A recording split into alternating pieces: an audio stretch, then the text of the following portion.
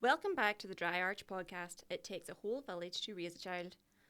My name is Diane Douglas, and today we will be learning more about emotionally based school non-attendance, a topic that's quietly affecting families across the country. It's more than just school refusal. It's a silent struggle of children, young people grappling with overwhelming anxiety, stress, or emotional distress that makes attending school feel impossible. But behind the statistics are real stories of misunderstood children, of parents feeling helpless, and schools trying to navigate support with limited resources. So today we welcome our wellbeing champion, Nicola Spence, who will help us to understand why does this happen? How can we respond with empathy instead of judgment? And what does meaningful support really look like, not just for students, but for families and professionals around them? Let's talk about what school attendance really means and why sometimes not going in is a cry for compassion, not defiance. Welcome, Nicola. Thank you for joining us on the podcast today. Thanks so much. It's great to be here. Nicola, you are our wellbeing champion here. Would you mind telling myself and the people listening today a little bit about your role at the Dry Arch? Sure. I'm relatively new to the Dry Arch, and in fact, the role of emotional wellbeing champion is also new to the organisation. So, our executive director, Brenda McQueen's vision was to create a dedicated role that's laser focused on the emotional health and wellbeing of our children and families, with the understanding that that's the critical foundation for our children's overall development and future success. So the role will involve designing and delivering programmes for children, young people and their parents or carers, supporting issues that are or could impact their emotional health. It'll also involve therapeutic interventions where necessary, as I'm a qualified cognitive behavioural therapist. And I'm hoping also to work within schools and the community to provide information and learning about the importance of emotional wellbeing and critically how to support it. I'll expect the role will evolve based on identified needs, and actually that is a key tenet of the work we do here at the Dry Arch. So would you mind explaining to us what is emotional-based school non-attendance? Sure. Well, I always begin my answer to that question by explaining what emotionally based school non-attendance, or EBSNA, is not. And what it's not is a deliberate choice by a child or a young person not to go to school. It's also not a parent or carer deciding to keep their children from school without a valid excuse would be the terminology used by the Education Authority. And the term itself has gone through many iterations, none of which fully describe the difficulties associated with it. So historically, we've used terms like school refusal, school phobia, delinquency, truancy, laziness, or even that a child just can't be bothered to go to school. And you might say, well, what's in a name? But these phrases not only miss the complexity of the issue, but they also, and more devastatingly, stigmatise the child. So they imply blame, intentional defiance, or even moral failing, and that just obscures the real emotional struggle at play. So even the most recent term before EBSNA began to be used, and that was emotionally based school avoidance, still quite widely used, it suggests with the use of the word avoidance that there's a conscious decision involved, and that's just not the case. We really need to be thinking in terms of can't, not won't. There's a quote I love, actually, if you don't mind, I'll share it, by the late Archbishop Desmond Tutu, and he once said, "Language is so powerful that it can destroy or heal. When words are both true and kind, they change our world." And this sentiment's exactly what we need when we're discussing EBSNA, because the language we use to describe these challenges really does matter profoundly. I love that. What would you say are the main drivers and challenges of EBSNA? Well, EBSNA is driven by emotional difficulties such as anxiety, stress, low mood, and separation anxiety. It's a complex issue where a child's emotional needs are just not being met in the school environment. And we can put it simply by saying that many of our children just don't feel safe at school. So for those young people, school isn't a place of learning, or it isn't just that, it's also a source of overwhelming stress. And we do know there's a strong link between EBSNA and special educational needs and disabilities, and that's evidenced not just in contemporary research, but also through our frontline support service data. But it is really important to note that whilst children with SEND, and particularly those who are neurodivergent, are disproportionately affected, EBSNA is not exclusive to those kids. And there's other considerations. We need to look at the complexity of some children's contextual factors. So think about things like English is not their first language. And then there's those kids who just might not have parents or carers who can advocate strongly on their behalf. And then we have to really factor in the developmental stage of the children affected by EBSNA and look at how these might trigger or exacerbate anxiety and emotional difficulties. So separation anxiety, for example, that's more likely to be seen in early childhood.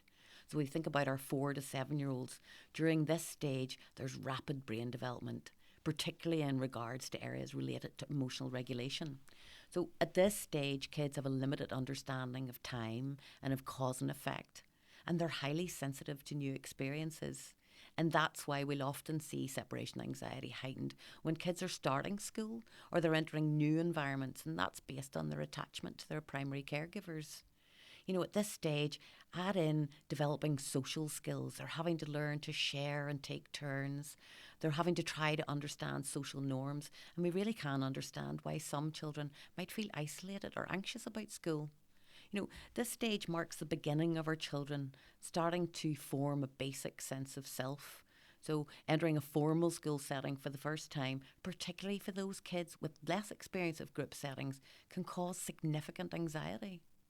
And then we can contrast this with the stage in early adolescence. So think our 12 to 14-year-olds, where again significant brain changes are occurring, but these present a new set of challenges and new potential for emotional distress.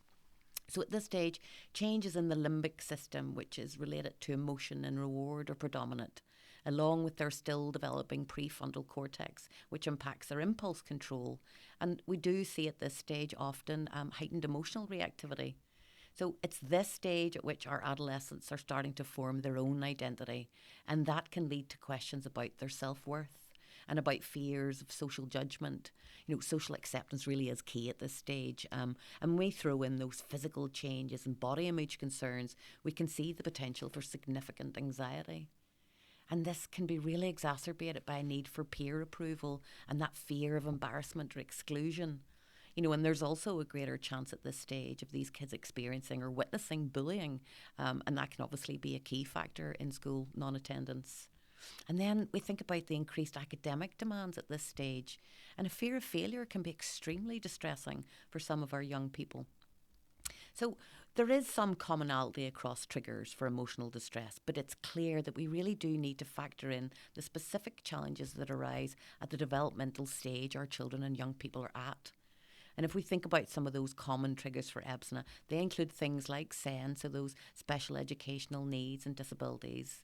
They include bullying, difficult relationships with teachers or peers, trauma or other adverse experiences, or even caring responsibilities that the child might have.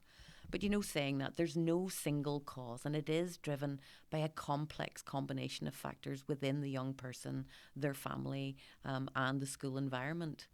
We really need to look at each child who's suffering as an individual and understand their unique set of circumstances and triggers that they're facing. And only then, I think, are we going to find the right support and approach that allows each child to feel safe at school. So how can we as parents and carers support our children and help them feel safe at school? I think we really need to start with early intervention. And so that means understanding the signs and symptoms to look out for. The most obvious of those, of course, is reduced or no attendance at school.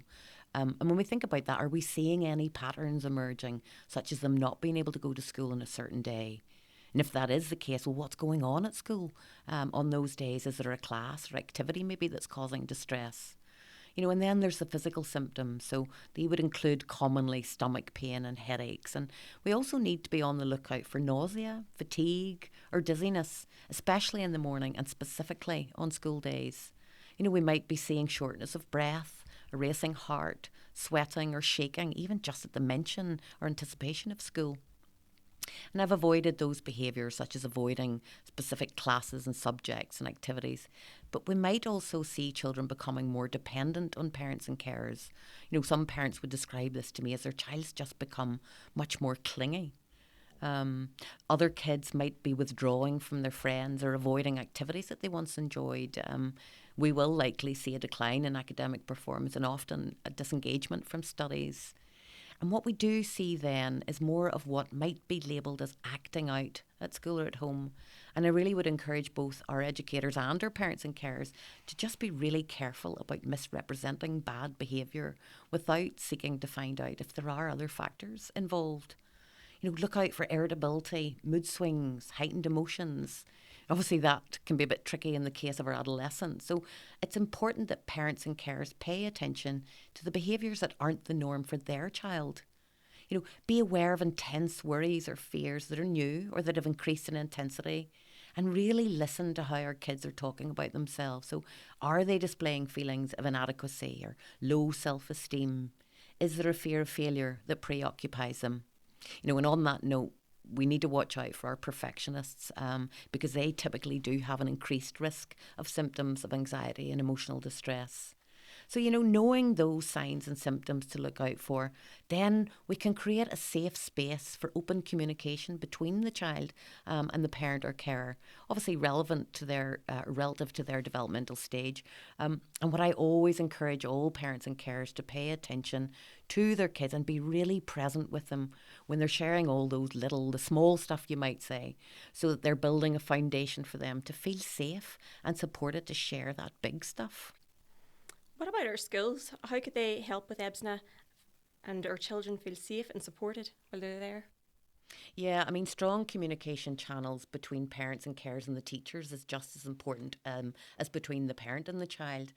This allows for the ability to work collaboratively, to identify that a child is struggling as quickly as we possibly can, and then to look at any and every intervention that could support the child and relieve their suffering. So we do know actually from the existing data that early intervention is much more likely to lead to a positive resolution for the child. And I think schools that have adopted a trauma-informed, what we would call relational approach as part of their culture and ethos often do much better when it comes to supporting children and young people with anxiety and emotional difficulties. So these are the schools that create those safe spaces, and they're interpreting behaviour based on empathy and understanding. As a general rule, in our schools and our homes, we need to move away from any approach that seeks to control behaviour and move towards an effort to understand its root causes. I say this on repeat, but all behaviour really is a communication, and we just need to be willing to understand what it's trying to tell us. The school environment itself can be problematic for some children, and common issues we know might include noise levels, visual clutter, crowded spaces. And then there are those social pressures such as group work or speaking in class. And then also unpredictability, such as sudden changes in routine. Even fire alarms can be distressing for some of our kids. And if we can help to understand what those environmental factors are that are causing anxiety and distress to some of our kids, then we can start to look at what adjustments could be made to lessen the impact on the child and just to help them feel safer. We're just going to take a little moment here to pause for a brain break. We've covered a lot already, and it's important to give our minds space to breathe, reflect, or just enjoy a few seconds before we dive back in. Today's joke is brought to you by Hannah, who's 10 years old.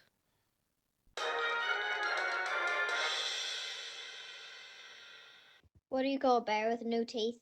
What? A gummy bear.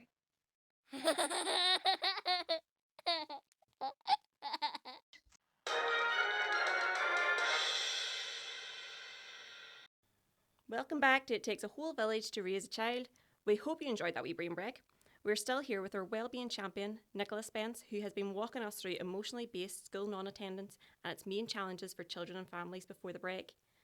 So, Nicola, how big of a problem is EBSNA in Northern Ireland? We don't actually know the exact prevalence of EBSNA in Northern Ireland as yet because it's not a formally tracked metric.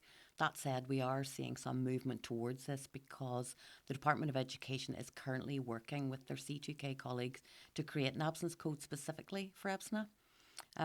They also conducted a survey of school leaders across Northern Ireland in June of this year, seeking to identify levels of EBSNA and the levels of flexible or reduced timetables in our schools. So hopefully this sets the stage for more accurate reporting on the depth and scale of the problem. The statistics we do have available tell us that in this academic year alone, 5,000 children in Northern Ireland have missed more than a tenth of school. And that's for multiple reasons, not just EBSNA. But if we think of that number in terms of empty classrooms, it represents around 3,100 empty classrooms at any one time. So this is a big problem. Then there's an older study from 2000 published in the Journal of Child Psychiatry and Psychology that suggests that 1 to 5% of all students experience some kind of EBSNA. So this is by no means a new phenomenon, and neither is it specific to Northern Ireland. We do, however, tend to see data typically trending upwards here by about 10% when we're compared with the rest of the UK. And then, aside from the limited data we have available, we also have anecdotal feedback that helps us understand the extent of the problem. So I listened to an interview on the subject of EBSNA just a couple of weeks ago on Radio Ulster with Brona Stars, and Brona is an OMA-based mental health consultant. And she reported that working with children facing EBSNA accounts for 95% of her workload. She described the problem in Northern Ireland as being, quote, an epidemic that is off the Richter scale. And the power of those words Brona used was just as jarring to me as the statistics were saying. In that same Radio Ulster programme, we also heard from the Northern Ireland Commissioner for Children and Young People, Chris Quinn, and he shared a similar level of alarm at the number of children and young people who he described as effectively being denied their human right to an education. And he referenced what he sees as failings within the Department of Education, including the cuts to funding services that he says are placing a huge strain on the Education Welfare Service. The reports actually currently from the Education Authority are that the EWS are receiving an average of 300 referrals per month about children who aren't attending school. Now, this figure again includes other reasons for non-attendance, but I really do think we can make an educated guess that a sizable proportion of those are related to EBSNA. And then we learn that of the 4,120 current referrals to EWS, more than a third of those are currently on a waiting list. I just feel our kids and their parents or carers, they really are in need of much higher levels of support and empathy and understanding that's currently available. I am hopeful, though, that we're starting to move in the right direction. Now, I want to mention something that's obviously affected school attendance, not only in Northern Ireland, but in the whole of the world, and that is COVID. How has COVID-19 affected our children and young people in regards to EBSNA? Yeah, it's had a huge impact. So there's a data set from the Department of Education that highlights just how much of an increase there was in emotionally based absenteeism as a result of COVID-19. So we look at the 2021-22 and the 2022-23 academic years, and this was actually the worst that's ever been. So it affected around 30% of pupils. And I really think about how confusing that time must have been for our children and young people. 1 minute the adults are telling them it's not safe to be in school and they need to stay home. And then they switch to, no, you're safe now and you need to go back. And then we pivot again to, no, it's not safe to be in school. So it's not hard to understand how this time really helped to entrench anxiety and behaviours around that feeling of being unsafe in school. Those are some very worrying statistics. What do we know about the impact of EBSNA? Well, we hear a lot about the economic impact of school non-attendance, how it contributes to a less skilled workforce, and increased reliance on social security. And we also hear about the pressures on school to increase attendance rates, really so they can limit negative impacts on school funding. Then you have our parents and carers. They're constantly hearing about their legal responsibility for ensuring their children are in school, and the persistent absence can result in fines, parenting orders, or even prosecution. And interestingly, on that last note, I had a wee look and saw that nearly 500 parents or guardians from 2019 to the end of May this year were prosecuted by the Education Authority for keeping the child from school, in their words, without a valid excuse. And for me, it's hard not to wonder how many of those cases might have been related to EBSNA. What we do hear less about, though, in my opinion, and the most important part for me, is the impact of EBSNA on the child or young person's emotional well-being. And then by consequence that of their parents or carers. I know this is my particular area of interest and concern given my role, but I feel it's a concern that should be widely felt across our communities. When we have children who are suffering in any way, I just really strongly believe that it's incumbent upon we adults to step up and to push for change in whatever capability we have as individuals or as groups. EBSN is not a child problem. It's a government, school, parent, community and child problem. And it requires collaboration to relieve the child's suffering, the related suffering of their parent or carer too, obviously, and then those wider implications we talked about in relation to society and the economy. I think society understands more and more that healthy emotional well-being is a critical foundation for our children's physical and mental health. We're starting to understand it's responsible for kids' overall happiness and for their fulfillment. It's enabling them to form positive relationships, for effective communication, and developing resiliency and a really healthy stress response. And of course, yes, for improved academic success. But we really need to understand that having our children physically in school is not enough in and of itself. The goal should be that our children are in school and they feel safe, secure and supported. Really, it's only then that they can focus on learning and on reaching their individual potential. At the Dry Arch, we're fabulous for providing support among our community. What support does the Dry Arch provide in relation to EBSNA?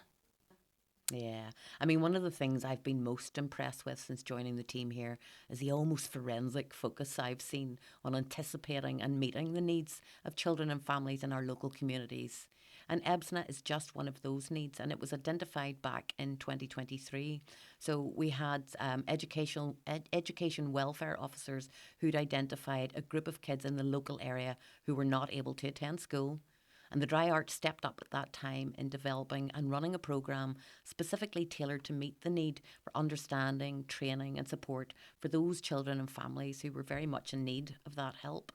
But as with all our programmes, they're reviewed and updated based on new learning and research or changing needs. So I'm currently working with our training and development specialist, Claire Heaney, to review and tailor these existing programmes, really honing in on the age and developmental stage of the child in need. And we're very much hoping to roll these out before the start of the next school year. We are also in the process of setting up a parent peer group. So these are parents who have lived experience of the challenges and distress both they and their children faced as a result of EBSNA. And these parents will be invaluable in deepening our own understanding and in helping to steer the future supports we want to have in place to tackle this really important issue. And on the subject of the parents and carers, I think the impact of EBSNA on them can sometimes be overlooked. Quite aside from the worry they must be feeling about their child, they then have the added stress of that legal responsibility that sits within a government framework that's not yet set up to identify and understand EBSNA. Many of these parents have to go to work. And when their child can't go to school, that can often mean taking time away from work. And you can imagine how that ramps up all those regular stresses that come with managing childcare. Some parents I'm aware of have actually had to give up work completely. And the additional financial strain on them has been almost crippling. So providing support for parents and carers affected by EBSNA is another area that we're focused on currently. Our precious children, they really need the safe space and that steady anchor that parents and carers can provide. And the parents and carers need the right support to enable them to be just that anchor. So as we say here at the Dry Arch, it really does take a village. That we definitely do. Thank you so much, Nicola, for joining us today. Oh, thanks so much for having me. And to everyone for listening, and if anyone here would like any more information on EBSNA, just contact us through our form on the Dry Arch website, www.dryarchcentre.org, and someone will be in contact with yourself. Until next time, goodbye from us here at It Takes a Whole Village to Raise a Child podcast. Thank you and bye-bye.